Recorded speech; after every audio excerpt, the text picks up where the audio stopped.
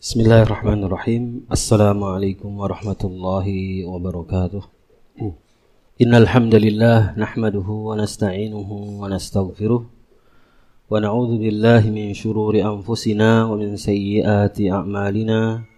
May yahdihillahu fala mudhillalah wa may yudlilhu fala hadiyalah.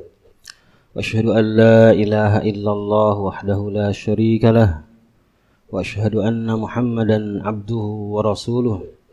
Allahumma salli wa sallim wa barik ala nabiyyika wa abdika Muhammadin sallallahu alaihi wasallam wa ala alihi wa ashabihi wa man sara ala nahjihi ila yaumiddin, amma ba'd.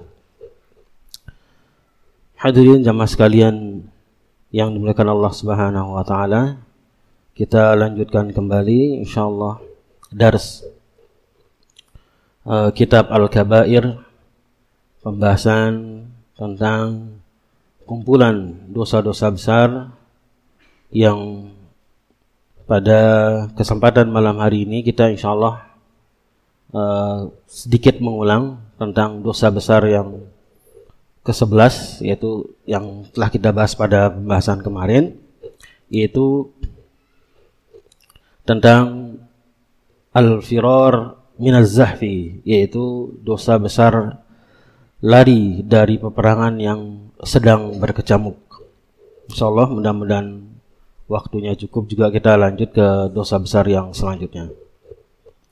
Hadirin sekalian yang dirahmati Allah Subhanahu wa taala, kita sudah sebutkan dari pertemuan sebelumnya bahwa lari atau meninggalkan peperangan yang sedang berkecamuk itu adalah termasuk dari dosa-dosa besar yang diharamkan oleh Allah Subhanahu wa taala. Kenapa disebut dosa besar? Selain dari ayat-ayat Al-Qur'an yang di situ terdapat ancaman bagi orang-orang yang meninggalkan atau lari dari medan perang yang sekedar berkecamuk, tentunya ada hal dan poin-poin penting yang menjadi perhatian para ulama, ya, tentang besarnya mudarat yang ditimbulkan ketika seorang lari dari medan peperangan. Di dalam Al-Quran, ayat yang sudah kita sebutkan pada pertemuan sebelumnya, jelas Allah Subhanahu wa taala memberikan ancaman di sini, ya, di dalam surat Al-Anfal ayat 16, Allah Subhanahu wa taala berfirman, "Wa may yuwallihim yawma idzin duburahu illa mutaharrifan liqitalin aw mutahayyizan ila fi'atin faqad ba'a bi ghadabin minallahi wa ma'wahu jahannam wa bi'sal masir." Ya. Yang artinya barang siapa yang meninggalkan mereka, ya, yuwallihim artinya meninggalkan atau lari. Yuwallihim yauma idzin duburahu artinya memberikan dubur di bagian belakang dari tubuh. Artinya kan menampakkan bagian belakang tubuh kita kepada musuh, berarti kan kita lari. Ya, musuh depan kita, kemudian kita menghadap ke sana, berlari, berarti kita seolah memberikan, artinya menampakkan bagian belakang dari tubuh kita. Artinya kita lari, kita tidak menghadapi musuh. Ya, kita ingin meninggalkan musuh, maka barang siapa yang melakukan hal tadi, ya, meninggalkan musuh atau lari dari medan perang, kecuali, ya, ada pengecualian, ya, kecuali mereka yang lari karena ingin membantu, ya, ingin membantu kelompok atau kaum muslimin yang lainnya yang sedang tertindas, artinya di tengah-tengah peperangan dia mendapatkan kabar, ini juga akan disebutkan nanti oleh Syekh Ibnu Utsaimin rahimahullah. Dia mendapat kabar bahwa ada satu kelompok kaum muslimin yang sedang teraniaya atau tertindas. Kemudian melihat jumlah kelompok mereka yang di situ masih cukup banyak, kemudian dia pergi dari medan perang tadi, tapi pergi ke medan perang yang lain untuk membantu saudara-saudaranya, saudara kaum muslimin. Maka ini dikecualikan dari kategori lari medan perang. Atau au mutahayyizan, ya tadi, ya, mutaharrifan ini untuk mengatur siasat, ya. Mengatur siasat, ya, bagaimana dia cara supaya berhasil mengalahkan musuh, kemudian mundur mungkin selangkah dua langkah, nah ini. Atau mutaharrifan ila fi'atin, artinya kita sebutkan dia meninggalkan perang karena ingin membantu kelompok yang lain dari kaum muslimin yang sedang teraniaya. Maka dua keadaan ini, yaitu mundur karena mengatur siasat ya dalam berperang, atau dia mundur karena ingin pergi membantu kelompok yang lain dari kaum mukminin yang sedang teraniaya, maka dikecualikan dari kategori lari dari medan perang. Maka barang siapa yang lari dari medan perang di luar dua keadaan yang tadi, maka faqad ba'a bi ghadabin minallah, maka mereka sesungguhnya telah mendapatkan ancaman dan murka dari Allah Subhanahu wa taala. Ya, ini ada ancaman murka, ancaman ghadab, ya, kemarahan dari Allah. Ya, kemarahan dari Allah, murka, ya. Murka dari Allah, marah dari Allah Subhanahu wa taala. Wa ma'wahu jahannam, dan tempat kembali mereka, ini janji, ya. Di ancaman dari Allah Subhanahu wa taala atas orang-orang yang seperti ini. Wa ma'wahu jahannam, dan tempat kembali mereka kelak di hari kiamat adalah neraka jahannam. Jadi ada ancaman yang jelas bagi orang-orang yang tadi lari dari medan perang. Wa bi'sal masir, dan neraka jahannam itu adalah seburuk-buruk tempat kembali, ya, tempat kembali kelak di akhirat. Maka jemaah sekalian yang dirahmati Allah Subhanahu wa taala, di sini jelas di dalam ayat ini disebutkan tentang ancaman berupa tempat kembali yaitu neraka jahanam, dan ancaman tentang kemurkaan dan kemarahan dari Allah Subhanahu wa taala. Artinya perbuatan ini dibenci oleh Allah, dimarahi oleh Allah. Jadi bukan hal yang biasa. Oleh karena itulah maka lari dari medan perang ini termasuk dari dosa-dosa besar.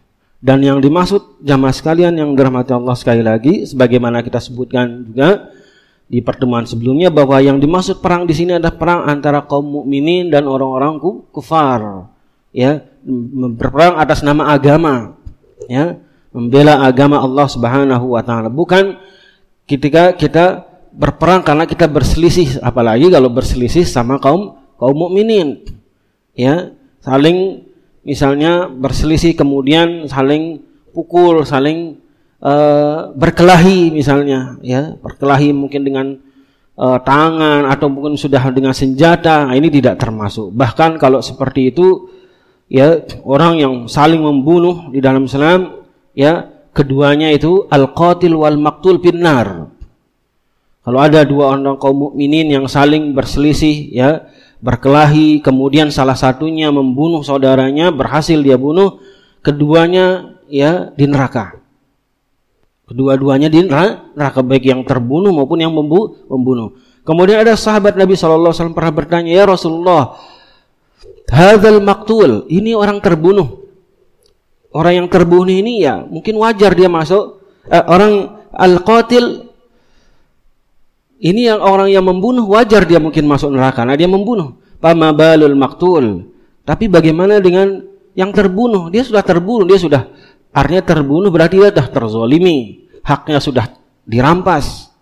Ya, kata Nabi SAW, karena dia juga sesungguhnya sangat berkeinginan membunuh saudaranya. Dia juga sampai ingin membunuh, tapi ya kemudian kebetulan dia terbunuh duluan. Dia kalah taktik, kemudian dia terbunuh, ya, maka dia meninggal, ya. Maka Nabi SAW sebutkan kalau berkelahi seperti ini, saling bunuh-bunuhan sesama kaum mukminin, maka kedua-duanya diancam masuk neraka. Jadi inilah kita hindari jamaah sekalian. Keberanian yang dibutuhkan di dalam Islam itu adalah keberanian ketika kita membela agama Allah, ya, berperang dengan musuh-musuh Allah Subhanahu wa taala, orang-orang kufar. Bukan keberanian kita menghardik atau berkelahi dengan saudara sama mukmin. Maka kalau di situ, ya, kalau di situ kita diperintahkan dan dianjurkan untuk lebih baik kita mengalah. Kita bersabar dan memaafkan. Kalau dia misalnya mengancam atau menantang untuk berkelahi, tidak usah diladeni. Tidak usah kemudian kita menunjukkan bahwa saya adalah yang perkasa, saya adalah seorang mukmin yang kuat. Bukan di situ seorang mukmin yang kuat untuk apa? Karena itu juga akan membawa kemudaratan dan dosa bagi kita. Jamaah sekalian yang dimuliakan Allah Subhanahu wa taala, jadi ini ayat ini menjelaskan bagaimana ancaman bagi orang-orang yang tadi lari dari medan perang sehingga tadi masuk kategori dosa besar. Kemudian jemaah sekalian yang dirahmati Allah Subhanahu wa taala, selain itu juga secara naluri maka di sini dampak mudarat yang ditimbulkan oleh orang-orang yang pasukan atau kaum muslimin yang meninggalkan peperangan, artinya dia membiarkan saudara-saudaranya berperang kemudian dia lari menyelamatkan diri. Kalau Syekh Ibnu Utsaimin rahimahullah menjelaskan di sini, at-tawalli an saffil qital yaum az-zahfi, yakni yaum az-zahfil muslimin 'alal kuffar. Jadi yang dimaksud dengan lari dari medan perang di sini yaitu adalah lari dari medan perang antara ketika medan perang terjadi antara kaum mukminin dengan orang-orang kufar. Fayati insan wa yatawalla, dan ketika terjadi peperangan tersebut kemudian ada satu orang dari kaum muslimin yang ikut berperang kemudian tiba-tiba dia lari. Dan ini bisa saja terjadi. Dan inilah dipengaruhi oleh niat jamaah sekalian. Niat awal dia mau pergi berperang itu apa? Kok niatnya memang li'ila'i kalimatillah, untuk meninggikan kalimat Allah, meninggikan agama Allah supaya agama Allah tegak di atas muka bumi, maka disitulah keyakinan dan semangat jihadnya akan teruji di sisi Allah Subhanahu wa taala.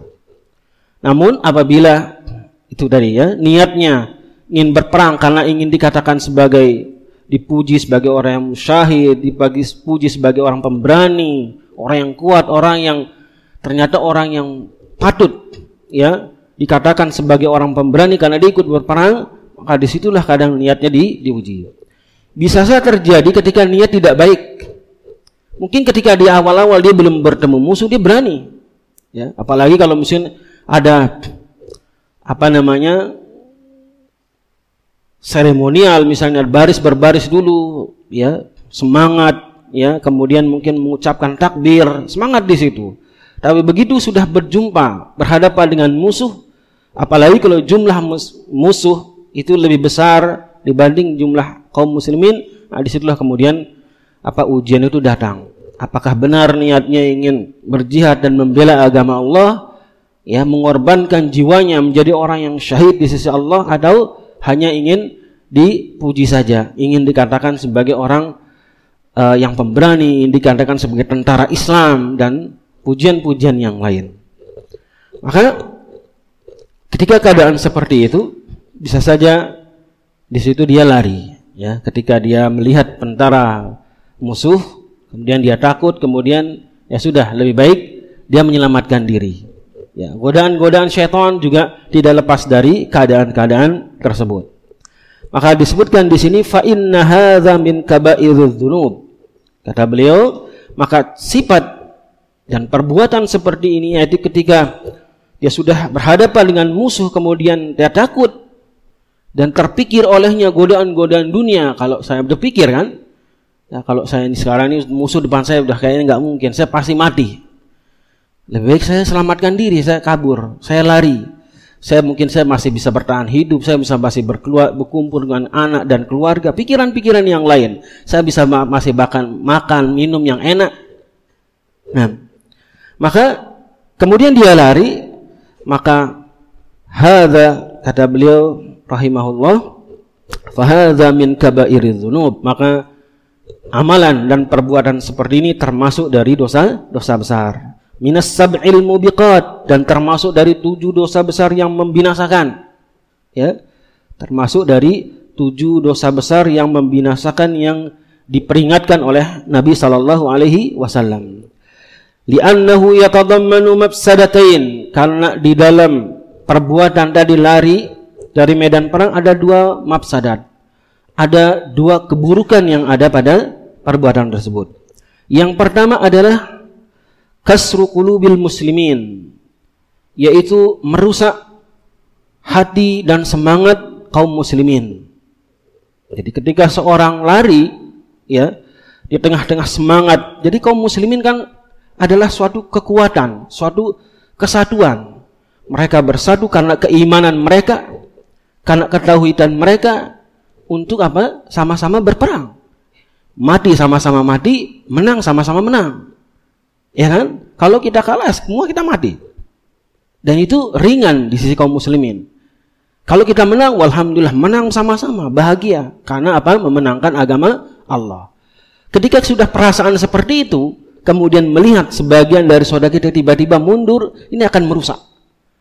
Merusak perasaan, merusak mental. Ya, tadinya pada semangat, tadi udah pada berjanji. Tadi di pos sebelum berperang udah pada semangat, udah pada berjanji kita sama-sama. Tiba-tiba kok ada yang lari. Wah, ini gimana konsekuensi perjanjian tadi? Ini kan akan timbul pikiran-pikiran seperti ini. Nah, inilah yang dimaksud dengan kasru qulubil muslimin, merusak hati, merusak mental kaum mukminin yang tadinya semangat, lihat saudaranya, ini ada yang lari. Di tengah-tengah sudah bahaya, di depan sudah musuh yang sudah siap menghancurkan, tapi ada lari. Semangatnya juga jadi berkurang. Wah, iya ya.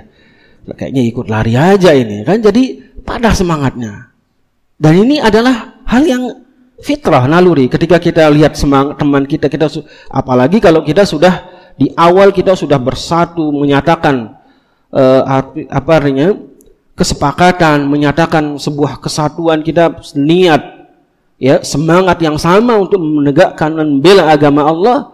Tapi tiba-tiba di tengah jalan, kita bisa bilang, ya, di tengah perang kemudian ada yang mundur, ini kan melanggar perjanjian, melanggar apa yang tadi sudah disepakati. Ya, jadi semua tadi semangat berperang karena apa? Karena bersatu, satu kata. Tapi bila mana ketika di tengah-tengah ada yang mundur, nah ini kemudian merusak hati, merusak semangat, dan tadi merusak mental. Mental yang tadi untuk menang, insya Allah kita bisa, kan begitu. Insya Allah dengan jumlah kita bisa. Tapi ternyata di pertengahan ternyata ada yang mundur. Wah, ini gimana ucapan insya Allah kita bisa? Karena sebagian yang tadi sudah menyatakan insya Allah kita bisa, mundur. Nah, ini berarti nggak percaya dengan tadi pernyataan insya Allah kita bisa. Maka ini kata Syekh Ibnu Utsaimin rahimahullah, ini juga yang menjadi sebuah poin penting kenapa ini menjadi mudarat yang besar, kerusakan yang besar yang ditimbulkan oleh ketika seorang ya tadi diam-diam lari dan meninggalkan peperangan. Ini aib, sebuah aib, dan ya dia sudah dosa, ya, dosa dan aib yang sangat tercela dan dosa besar di sisi Allah Subhanahu wa taala. Jadi kalau kita jamaah sekalian, kalau sudah sepakat di dalam peperangan, ya sudah, kita pegang janji, kita pegang semangat, kita bersama. Jangan ada yang mundur.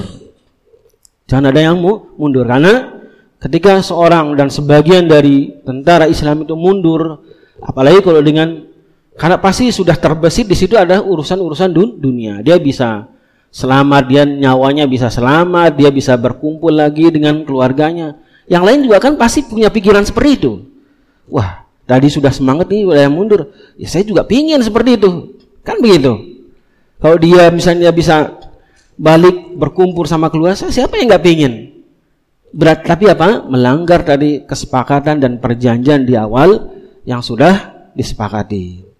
Maka ini jamaah sekalian yang dirahmati Allah, mudarat yang pertama. Jadi bisa merusak mental, merusak hati tentara kaum muslimin yang lain. Sehingga kalau sudah rusak mental mudah dikalahkan. Ya, nggak ada semangat berperang lagi sudah. Nggak ada semangat. Semangat yang menggebu, ingin mengalahkan, bersatu, mengalahkan musuh sudah hilang. Dengan apa? Kaburnya sebagian dari tentara kaum muslimin. Taib, mafsadah yang kedua, mudarat yang kedua adalah taqwiyatul kuffar 'alal muslimin. Nah, ini sebalik. Artinya apa? Sebaliknya, artinya ketika semangat beriringan, kita bilang ya. Ketika semangat kaum muslimin itu sudah hancur, kurang, artinya mentalnya sudah rusak, dan justru sebaliknya akan semakin menguatkan semangat orang-orang kufar untuk memerangi kaum muslimin. Karena Orang-orang kufar tentunya akan melihat, nah kan dengan tuh kan udah takut ya kan. Kita belum berperang aja, kita belum tentu menang atau kalah, dia udah takut, udah lari tuh. Jadi semakin semangat orang-orang kufar, semakin direndahkan. Kekuatan kaum muslimin akan semakin direndahkan dan dihinakan oleh orang kufar. Kemudian orang kufar pun akan semakin semangat untuk mengalahkan sisa atau yang pasukan yang tersisa dari kaum mukminin. Maka ini mudarat yang kedua. In hazama ba'duhum la syakka annahum sawfa yazdaduna quwwah 'alal muslimin. Ya. Jadi dengan melihat sebagian tentara kaum muslimin yang lari meninggalkan medan perang, tentunya itu akan menambah semangat bagi orang-orang kufar atau musuh Islam untuk apa? Mengalahkan atau menang terhadap kaum muslimin. Ya, karena mereka sudah mundur, ya pasukannya sudah mundur, mentalnya sudah rusak. Kaum muslim kufar tentunya akan semakin semangat untuk mengalahkan atau menang terhadap kaum muslimin. Yakunu lahum hadza sababu dzalika nasyat. Ya, kemudian hal itu akan menambah semangat bagi orang-orang kufar dalam mengalahkan kaum muslimin. Jadi ini dua masalah, ya, mudarat yang ditimbulkan oleh lari dari medan perang ini, sehingga maksudlah dosa ini, ya, lari dari medan perang termasuk dari dosa-dosa besar yang mendapat ancaman di sisi Allah Subhanahu wa taala. Jadi ini jamaah sekalian bahwa kehidupan di dalam Islam, ya, di dalam Islam, muamalah kita, apapun kehidupan kita sudah ada diatur di dalam Islam. Ketika di dalam berjihad, di dalam berperang, ada aturannya.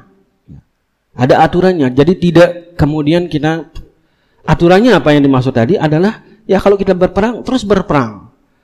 Bagaimana kalau menyelamatkan diri misalnya? Tadinya sudah sanggup berperang, ya kemudian di tengah-tengah peperangan melihat musuh yang begitu besar, peralatan dan jumlahnya yang sangat besar dan sudah takut duluan, ciut duluan. Nah ini karena sudah, ini keberanian ini hilang. Keyakinannya terhadap Allah hilang, ini sudah merasakan ini kayaknya kalah. Maka ini diancam. Ya, diancam termasuk jadi dosa besar. Artinya apa?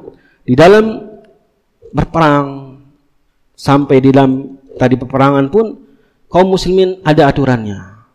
Ya, tidak boleh kemudian seseorang itu melakukan atau bertindak sesuai dengan keinginannya.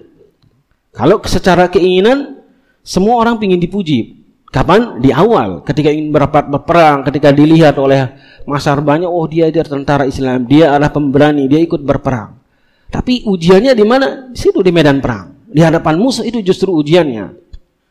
Kok di situ dia masih bertahan dengan keberanian ketika di awal berangkat, maka itulah dia sebagai seorang mujahid, dia seorang pembela Islam. Tapi kalau dia lari, kok dia kemudian lari, nah ini dosa besar. Kenapa? Karena ada aturannya di dalam Islam. Nggak boleh lari. Ya, kalau boleh lari, kalau seandainya lari dari medan perang bukan termasuk dosa besar dan tidak ada ancaman di dalam Islam, maka orang akan bermudah-mudahan dengan kata perang. Orang akan bermudah-mudahan dengan kata jihad. Semua ingin tampil di awal. Oh, saya ikut jihad, saya daftar, saya ingin pergi berjihad. Seorang yang kuat dan seterusnya, saya punya senjata dan seterusnya. Tapi kemudian tapi dalam niatnya sudah pasang niat, nanti lihat-lihatlah. Kalau kira-kira kita bisa menang, ya lanjut. Kalau enggak ya kan gampang, kita bisa mundur.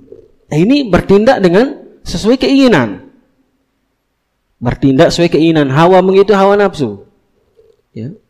Kalau kelihatannya menang, ya menang bersama-sama. Tapi kalau mau kalah, dia ingin selamat sendirian, kan begitu. Maka di dalam Islam itu ada aturannya. Disitulah bagaimana keberanian itu ditunjukkan. Dan jamaah sekalian yang dirahmati Allah Subhanahu wa taala, bagaimana keberanian para sahabat terdahulu, para salaf terdahulu, ya, menggambarkan bagaimana mereka ketika di medan perang tidak pernah mereka menunjukkan sifat-sifat jaban, sifat-sifat penakut yang seperti yang disebutkan di dosa besar ini. Kecuali mereka orang-orang munafik yang memang di dalam hatinya tersembunyi kemunafikan, ya, kekufuran, dan sebenarnya tidak senang dengan Islam, ikut berperang karena terpaksa. Ya. Tidak ada yang melakukan amalan-amalan seperti ini di kalangan para salaf, ya, di dalam peperangan yang pernah dilaksanakan oleh Nabi Shallallahu Alaihi Wasallam dan para sahabatnya, kecuali orang-orang munafik. Yang banyak lari dari medan perang itu orang munafik. Para sahabat bagaimana luar biasa. Contoh bagaimana keberanian Zubair bin Awam radhiyallahu taala anhu. Bagaimana keberanian Talha bin Ubaidillah. Ya. Talha bin Ubaidillah ini jamaah sekalian, itu dikatakan sebagai sahabat perisai, sebagai tameng Nabi Shallallahu Alaihi Wasallam ketika terjadi perang Uhud. Dan beliaulah yang melindungi tubuh Nabi Shallallahu Alaihi Wasallam dari serbuan panah dan senjata orang-orang musyrikin pada saat itu. Rela tubuhnya supaya yang penting tubuh Nabi tidak terkena panah, dia menjadi tameng dan pelindung Nabi Shallallahu Alaihi Wasallam. Itu bukti keberanian. Nggak lari, ya, bukan lari kemudian meninggalkan Nabi sendirilah. Justru dia pasang badan sehingga berapa puluh busur panah yang menancap di tubuhnya. Maka Talha bin Ubaidillah ini juga salah seorang sahabat yang dijamin masuk surga, ya. Dalam hadis Nabi sallallahu alaihi wasallam sebutkan Abu Bakar fil jannah, Umar fil jannah, kemudian disebut itu Zubair fil jannah, Talha fil jannah. Ya, di antara sahabat yang dijamin masuk surga. Kemudian bagaimana keberanian Ja'far bin Abi Thalib radhiyallahu taala anhu.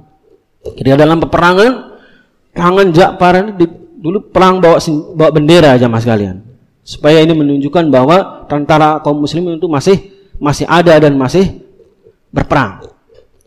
Ketika salah satu dari tangannya terputus oleh pedang, kemudian dipindahkan bendera itu ke tangan yang satunya. Supaya apa? Bendera itu tetap terlihat, supaya menunjukkan kepada tentara kaum muslimin yang lain bahwa kaum muslimin masih ada, kaum muslimin masih berperang, masih menyerang, bukan mundur.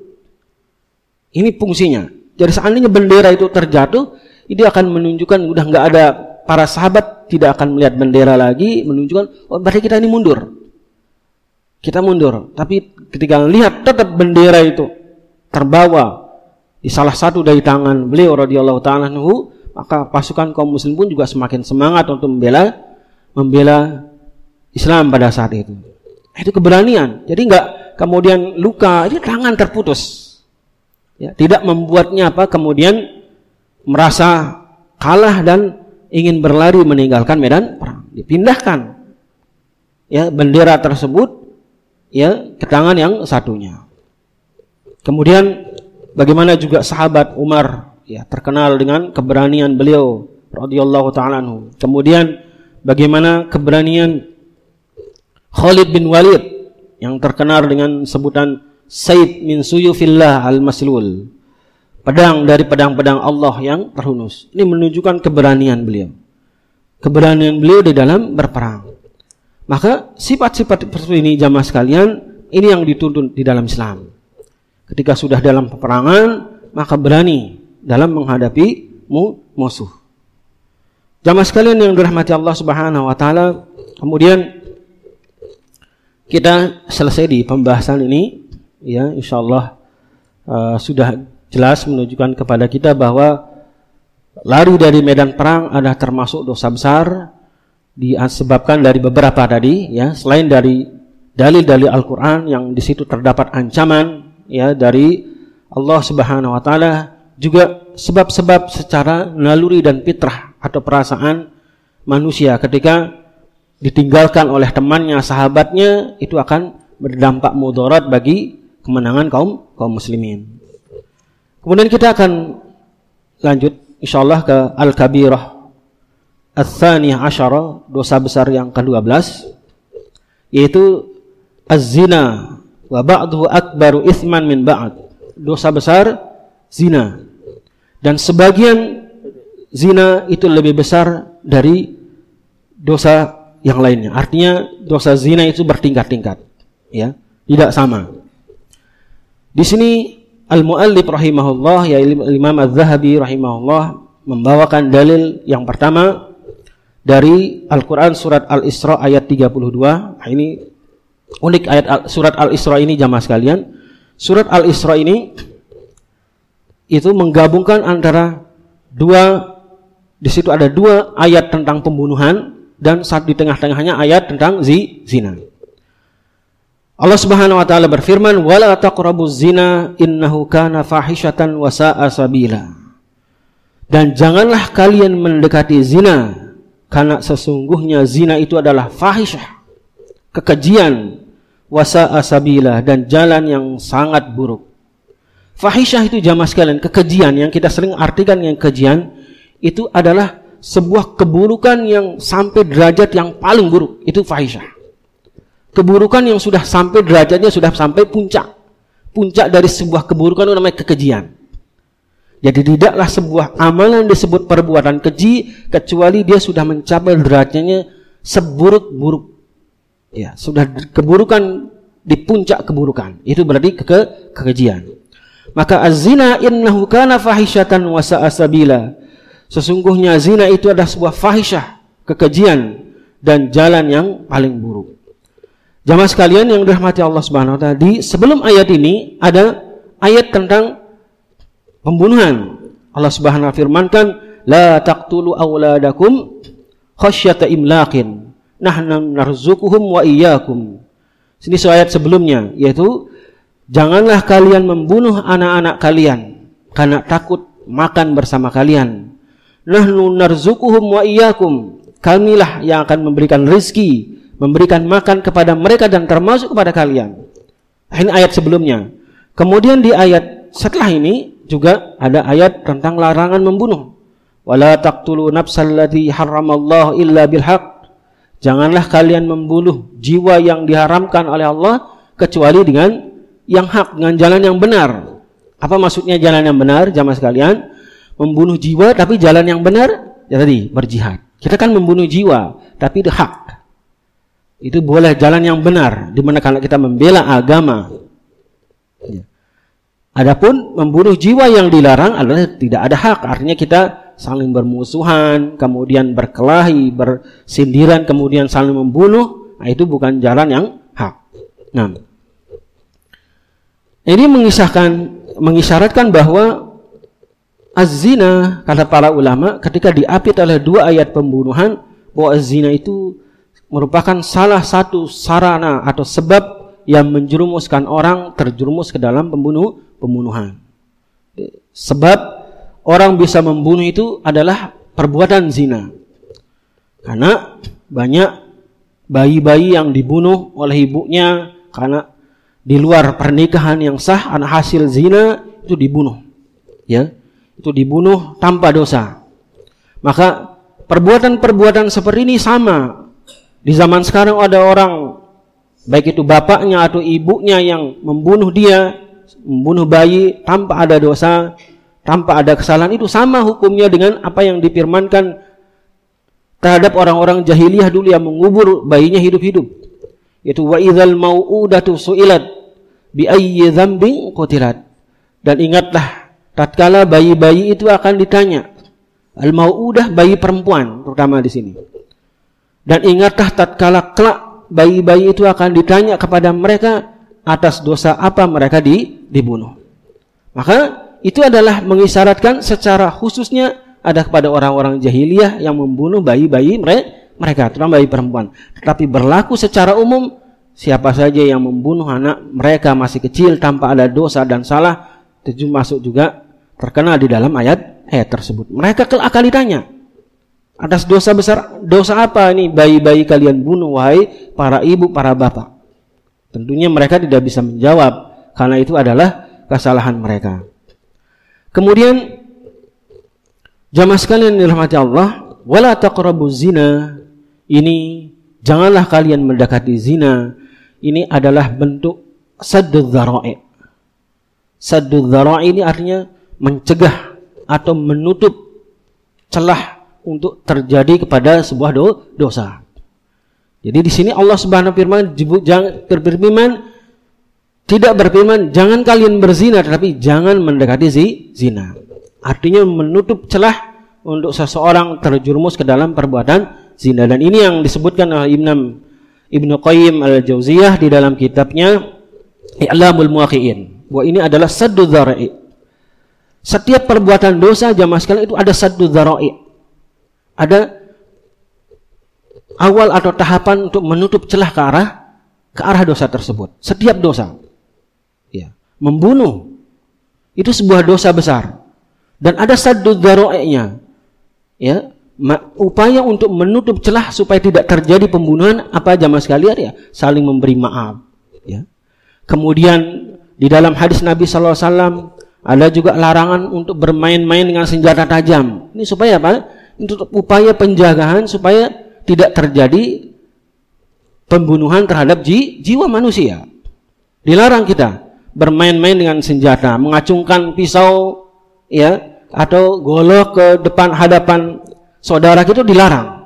Meskipun kita main-main, ya, meskipun kita bercanda main, itu dilarang. Itu bercanda yang dilarang. Saya mengacungkan ini, nanti saya pukul, nanti saya lempar pisau ini, dan seterusnya. Kenapa? Karena kita tidak tahu syaitan akan memegang kendali di tangan kita, kemudian, ya, menusukkan ke tubuh saudara kita. Nah, ini bentuk apa? Saddu dzara'i.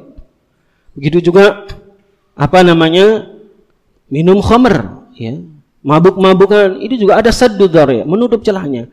Jadi semua dosa tadi jamaah sekalian sudah ada upaya di dalam syariat kita untuk kita menghindari jalan untuk menuju ke dosa tersebut.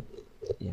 Minum khamr dilarang, ya. Riba, makan riba juga ada saddu dzara'i, supaya kita menghindari dosa tersebut. Nah, kemudian dalil yang kedua yang dibawakan oleh al-mu'allif di sini adalah firman Allah dalam surat Al-Furqan ayat 68. Allah Subhanahu wa taala berfirman, "Walladzina yad'una ma'allah ilahan akhar wa la yaqtuluna an-nafsa allati harrama Allahu illa bil haqqi wa la yaznun wa may yaf'al dzalika yalqa athama." Di sini Allah Subhanahu wa taala menyebutkan urutan dari dosa-dosa besar yang ini nanti dikuatkan di hadis Nabi sallallahu alaihi wasallam. Bahkan disebutkan bahwa firman Allah Subhanahu wa taala ini dalam surat Al-Furqan ayat 68 sebagai penguat hadis Nabi sallallahu alaihi wasallam ketika beliau ditanya oleh sahabatnya tentang dosa besar. Ya. Ketika beliau ditanya ayyu dzambin a'zam.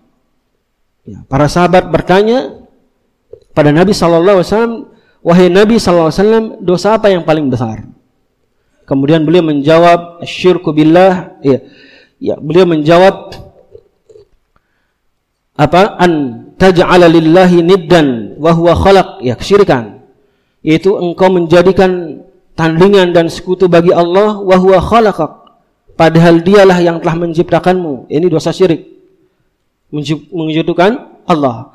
Thumma ai, kemudian sahabat bertanya, kemudian apa wahai Rasul? Kemudian antaqtul waladaka khasyata imlaq atau khasyata ayyat amma'ak, yaitu engkau membunuh anakmu karena khawatir dia ikut makan bersamamu.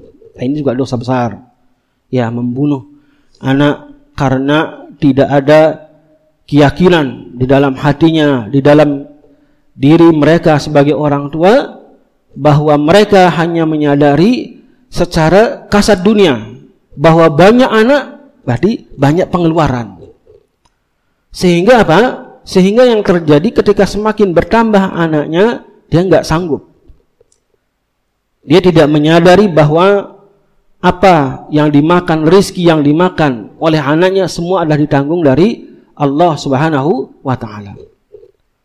Ada seseorang yang pernah mengeluhkan kepada salah seorang ulama tentang banyaknya anaknya, artinya istri yang terus melahirkan. Ya. Tiap tahun istrinya melahirkan. Kemudian dia mengeluh kepada salah seorang ulama. Wahai Syekh, ya, bagaimana pendapatmu tentang keadaan? Ya, bahwa istrinya dia ceritakan keadaannya, setiap tahun dia punya anak. Dan dia menceritakan bahwa dia khawatir tidak bisa memberikan dia rizki, tidak bisa menanggung makanan dan rizki yang dari anak-anak yang dilahirkan tadi. Kemudian Syekh ini mengatakan kepada orang tersebut, Ta'al, kemarilah. Ya, tunjukkan, bawakan kepada aku salah satu dari anakmu yang rizkinya engkau tanggung sendiri atau bukan dari Allah. Coba bawa salah satu saja. Maka orang ini tidak bisa menjawab. Ya, dia bisa menjawab. Jadi disuruh mana salah satu anak yang kau khawatir itu, satu saja yang rizkinya engkau yang tanggung semua, bukan dari campur tangan Allah Subhanahu wa ta'ala. Kemudian orang ini tersadar dan dia kembali. Dan ini jamaah sekalian, dan ini banyak terjadi di zaman kita sekarang ini. Banyak orang khawatir kalau istrinya melahirkan, ya, terus punya anak itu pusing dia, ya. Dia sudah melihat nih sekarang 3 aja udah susah ini. Bagaimana kok nanti 4? Gimana sekolahnya? Gimana pakaian? 3 aja pakaiannya susah. Ya, pakaiannya sekolah aja bertahun-tahun nggak pernah ganti. Nanti gimana kalau 4? Dan seterusnya. Biayanya bagaimana? Banyak yang dikhawatirkan. Tapi padahal banyak anak itu adalah sebagai anjuran, sebagai hal yang membahagiakan di sisi Nabi Sallallahu Alaihi Wasallam. Karena Nabi Sallallahu Alaihi Wasallam tazawwajul walud al walud, menikahilah dengan perempuan yang ya al-wadud, wadud yang menyenangkan hati kalian, al-walud dan yang banyak anak, ya, sering melahirkan. Cari, bahkan dianjurkan oleh Nabi, cari perempuan seperti itu. Supaya apa? Fa inni mukatsirum bikum al-umam yaumal qiyamah. Karena sesungguhnya aku bangga dengan kalian yang banyak anak, banyak keturunan pada hari kiamat. Maka ini jamaah sekalian, termasuk dari dosa besar, yaitu membunuh anak karena takut ya tidak bisa memberinya makan, atau takut karena ikut makan bersama kita. Dan ini sekali lagi, ini adalah praktik yang banyak ya kita dengarkan beritanya ya hari-hari dalam kehidupan kita. Ya, di media-media kita dengar bahwa anak yang bagaimana dengan mudah mereka dibuang oleh orang tuanya, anak yang mudah ya dibunuh oleh orang tuanya. Nah, ini semata-mata kenapa? Karena banyak mereka yang tidak sanggup. Selain karena aib, juga memang tidak sanggup untuk membiayai kehidupan mereka. Baik, insyaallah nanti kita lanjutkan di pertemuan berikutnya. Karena sudah masuk waktu Isya, kita cukupkan. Subhanakallahumma bihamdik, asyhadu an la ilaha illa anta, astaghfiruka wa atubu ilaik. Wassalamualaikum warahmatullahi wabarakatuh.